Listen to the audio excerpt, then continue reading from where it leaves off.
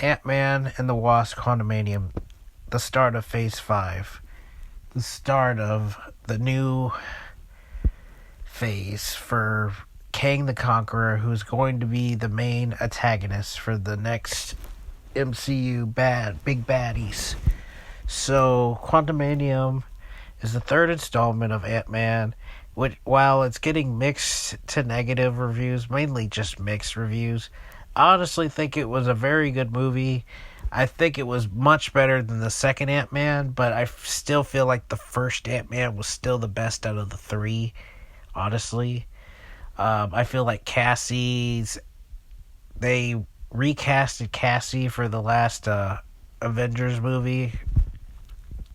While I think she does an okay job, I feel like her acting was a little stale, in my opinion. Paul Rudd shines again, of course, as Ant-Man. Michelle Pfeiffer does an excellent job. She's still got a lot of fight in her. And Michael Douglas does a really good job. Kang the Conqueror was just...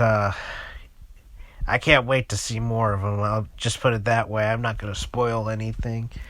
And then MODOK. MODOK was the way he should be.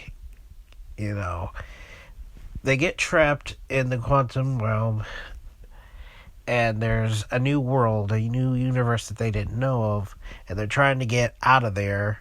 And they meet. It feels like a mixture of Star Wars and Star Trek, the world that they're in.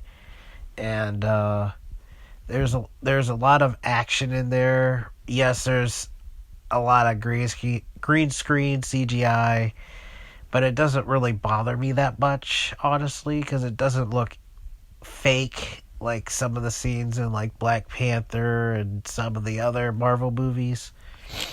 Sorry, I sound a little sick because I think I'm getting sick again, but I saw it in 3D. I wouldn't recommend seeing it in 3D because, I feel like 3D doesn't really pop out that much, and it kind of gives me a headache after a while because it is like a 2-hour movie, and there's 2 post-credit scenes, both important. Unfortunately, when you have to wait for the second one, it's like a long credits.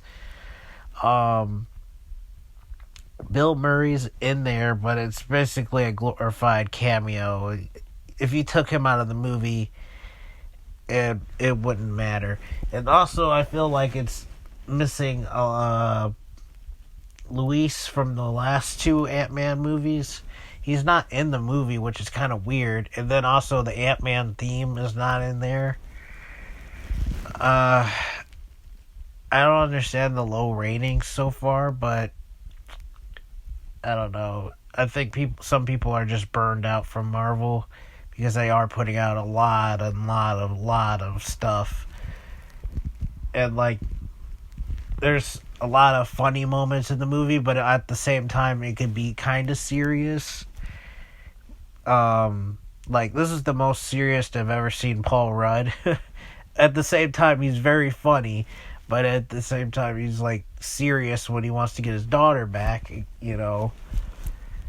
Kang, oh man, Majors, I can't wait to see more of him because I feel like he could. I don't think he's probably going to surpass Thanos in terms of the top tier villains in Marvel, but I feel like he can be very close.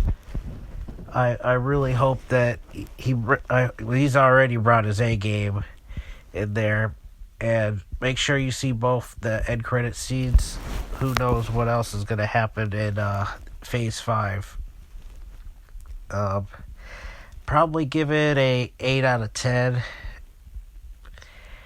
I still feel like the first Ant-Man's the best, and the second one's my least favorite one because I had to remember who the main villain was in the second one. Third one, you know who the villain is. The first one, you know who the villain is. Second one, I can't remember, but yeah, overall, I would say it's a very solid movie.